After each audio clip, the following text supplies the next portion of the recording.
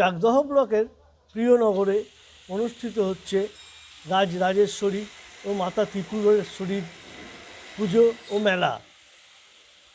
বর্তমানে কালীগঞ্জ একসময় নাম ছিল সুখসাগর, যা গঙ্গাবক্ষে বিলীন।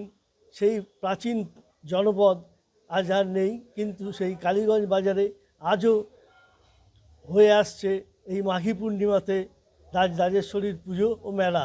বহু ভক্ত, বহু মানুষ ভিড় করেন এই জনপদের কালীগঞ্জ বাজারে এই রাজরাজেশ্বরী ও মাতা ত্রিপুরেশ্বরীর পুজো ও মেলাকে ঘিরে।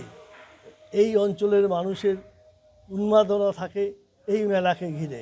আমাদের এই গ্রামের ঐতিহ্য এই যে প্রভু শ্রী চৈতন্য মহাপ্রভু যখন শ্রীহট্ট বা পুরীতে যান তখন এই সুখসাগর রোডের ওপর দিয়ে যান এবং যাওয়ার পথে এখানেই গোবিন্দনগরে কোনো একজন ভক্তের বাড়িতে উনি বিশ্রাম নেন এবং সেই থেকেই ওনার পদরজ যেহেতু আমাদের গ্রামে পড়েছে, সেই থেকেই আমাদের গ্রাম চৈতন্য মহাপ্রভু দ্বারা পূর্ণ।